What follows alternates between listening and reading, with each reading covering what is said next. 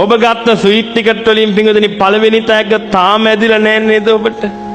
එහෙනම් පළවෙනි තෑග්ග කියන එක හැමදාම අවුරුදු 50ක් යනකම් ඔබට ඇදෙන්න. ඕක වෙන්න පුළුවන් දෙයක්ද? ලේසියෙන් වෙන්න බෑ කියන්න බෑ. වෙන්න පුළුවන්. හැබැයි වෙන්න තියෙන සම්භාවිතාව බිඳුවට කිට්ටුයි නේද? ඔබට මොලයක් බුද්ධියක් තියෙනවා නම් ඕක තේරෙනවනේ පින්වතුනි. එහෙනම් මේ ලැබිච්ච මනුස්ස ජීවිතේ ආයි ඔබට ලැබෙනවා කියන එක කන කැස් බෑවා වියසිදුරෙන් අහස දකින්න වගේ වැඩක් නම් ලේසි වැඩක්ද මේ කරගත්තේ ඔබ? ඔබට දැන් අවුරුදු 20යි නම් ඔබ අවුරුදු 20ක්ම ඇයි ඔය නාස්ති කරගත්තේ? එහෙනම් අවුරුදු 50 කෙනා ගැන මොන කතාවද? ඔබ වාසනාවන්තයි කියලා කිව්වේ ඒකයි පින්වතුනි. ඔබ තාම මලේ නැති නිසා ඔය හිටපු විදිහට මලන ආච්චිගේ දිහාම තමයි යන්න වෙන්නේ.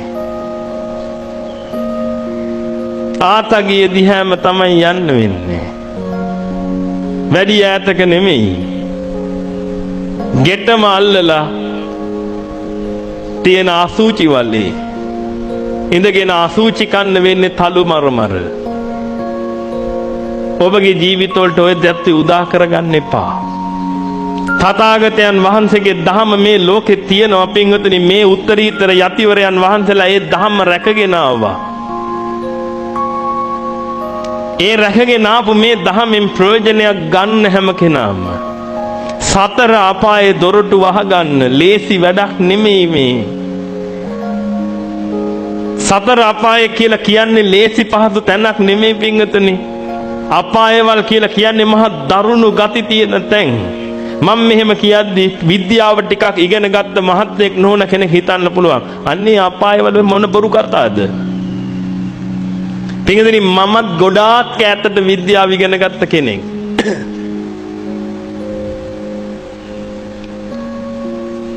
ගුවන් යානා ඉංජිනේරුවෙක් යනකම් ඉගෙන ගත්ත කෙනෙක් මාත්. මම ඉංග්‍රීසි වල අවුරුදු 10ක් යනකම් උසස් පෙළ ළමයින්ට විද්‍යාව උගන්වපු කෙනෙක්. අලුතෙන් හොයාගන්න හැම එකක්ම උගන්වන්න ඕනේ රටේ. එහෙනම් ඔබට සමහර විට ඔබටත් වඩා හොඳට මම විද්‍යාව දන්නවා. නමුත් ප්‍රශ්නේ තියෙන්නේ පටිච්ච සමුප්පාදය කියන එක තුලින් විතරයි මේ ලෝකේ දකින්න පුළුවන්. ආන්න ඒක තුලින් තමයි පින්වතුනි මම මේ අපායව ගැන ඔබට කියන්නේ. ලේසි පහසු දෙයක් නෙමෙයි. ඇඟ හිරි වැටිලා යනවා පින්වතුනි. ඇඟ හිරි වැටිලා යනවා. මේ මිනිස්සු කරගන්න මෝඩ වැඩ නිසා. මේ පුංචි දේවල් පින්වතුනි හිතන්න නැතුව දන්නේ නැහැ. ඒකයි තියෙන ප්‍රශ්නේ. දන්නේ නැතිකම. මිනිස්සු දන්නේ නැහැ. දන්නවනම් මිනිස්සු මේවා කරන්නේ නැහැ. ඒකයි මම ඔබට කියන්නේ මේ තථාගතයන් වහන්සේගේ ධහම සැඟවුනොත් මහා අපරාධයක් වෙන්නේ. ඇත්ත මිනිස්සු දන්නේ නැහැ. මම ඔබට සරල උදාහරණයක් කියන්නම්. ඔබ ඇයි මිනි මරන්නේ නැත්තේ?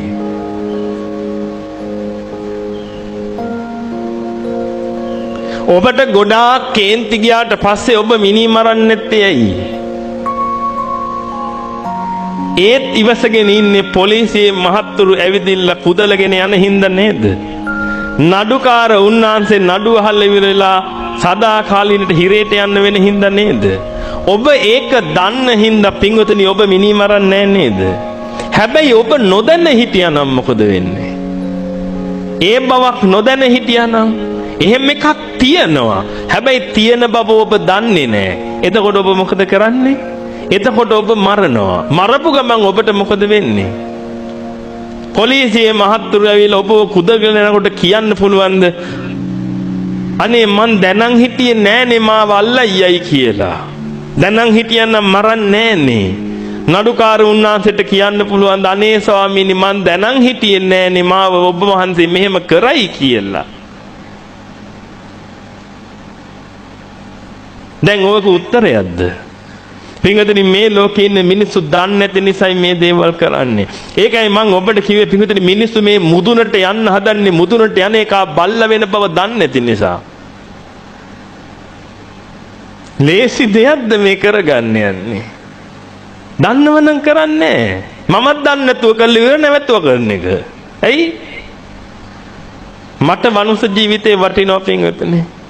මට මනුස්ස ජීවිතේ වටින්නේ මොකටද කියලා මම තව ටිකකින් ඔබට හොඳට පෙන්වන්න කරලා දෙන්නම්. මේව ඔබ හොඳ ආකාරව දැනගන්න. මොකද නොදැන යන්න ගියොත් තමයි ওই විනාශය සිද්ධ වෙන්නේ. අපි හැම දෙයක්ම දැනගෙන යමු. දැනගෙන කටයුතු කරගෙන යමු. අපිට වෙන දේවල් මොකද්ද මේ ලෝකේ තියෙන න්‍යාය ධර්මයේ ධර්මතාවය මොකද්ද කියලා දැනගෙන යමු. මං අපේ ඉන්න පුංචි ස්වාමින් වහන්සේලාට මේ ධම ලේසියෙන් අවබෝධ කරන්න පින්වතුනි එක එක ආකාරයෙන් කතා කියනවා. මම මේ ළඟදී දවසක් ඒ පුංචි ස්වාමීන් වහන්සේලාට කිව්වා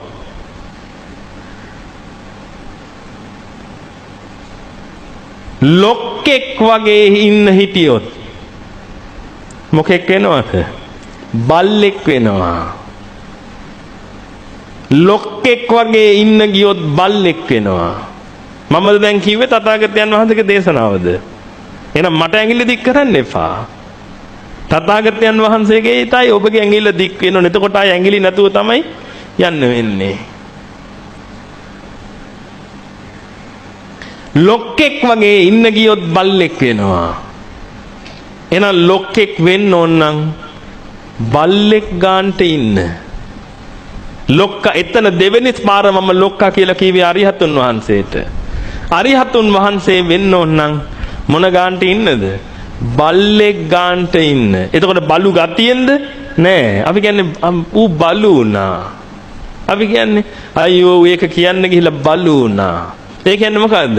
මේ පල්ලෙහාට වැන්න පය පිස්නා බිස්සට වැටුණා. පය පිස්නා බිස්සට වැටෙන්න පුළුවන් නම් ඔබට පින්වතුනි අරිහත් ඵලයට පාර තියෙනවා. හැබැයි ඔබ හැමතිස්සෙම උත්සාහ කරන්නේ මුදුන වෙන්න නම් ලොක්ක වෙන්න නම් ඔබට උරුමෙට එනවා මොකද්ද? දිග හොම්බකුයි කැරකිච්ච වල්ගෙකුයි. ඒක තමයි ඇත්ත කතාව. ඔබ හැමතිස්සෙම මෙනෙහි කරගන්න මේ කියපු කතාව. ඔබ ලොකු ටයර් තියෙන වාහනයකින් බැහැලා යන්න නම් ඕනේ. ඒ බැහැලා අනිත් අයට පේන්න නම් ඒ දේ කරන්න ඕනේ. එතකොටම පේයි පිඟුතුනි ඔබටම හොම්බ දික් වෙලා වල්ගේ එනවා.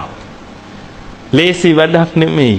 පිරිසක් ඉදිරියේදී ඔබට ලොක්ක මුදුන වෙන්න ඕන නම් අන්න එතකොට ඔබට පේයි පිඟුතුනි ඔබටම මොකද්ද මේ හොම්බ ඇවිදිලා වල්ගේ නැහැටි.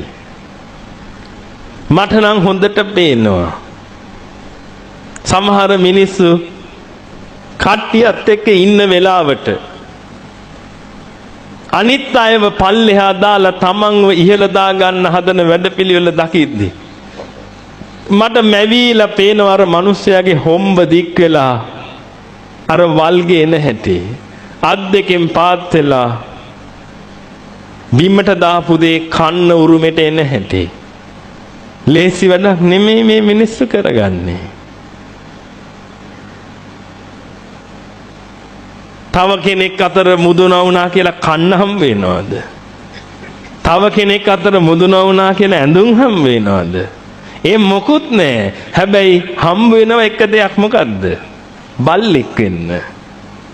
ලේසි පහසු දෙයක්ද මේ? දන්නේ නැති නිසා නෙමෙයිද ඔය කරන්නේ? දැන් ඔබ හොඳ ආකාරවම දන්නවනම් පිරිස ඉස්සරහා මුදුන වෙන්න යන කෙනා අනිත් මිනිස්සුන්ව පල්ලෙහාට දාලා තමන්ව උස්ස ගන්න යන කෙනා තථාගතයන් වහන්සේ වසල සූත්‍රයේ පෙන්ලා තිනවා අමු වසලෙක් කියලා. ඔබට ඔය ගති තියෙනවා නම් ඔබ අමු වසලෙක් නෙමෙයිද? ගති නැත්තම් කමක් නැහැ. මං කියවනේ දැන් අපි මෙතන සාකච්ඡාව කරන්නේ ඔබගේ හිත රිද්දන්න නෙමෙයි. හැබැයි ඔය තුවාලෙට හොඳට අතුලලා බේත් ටික දාගමු.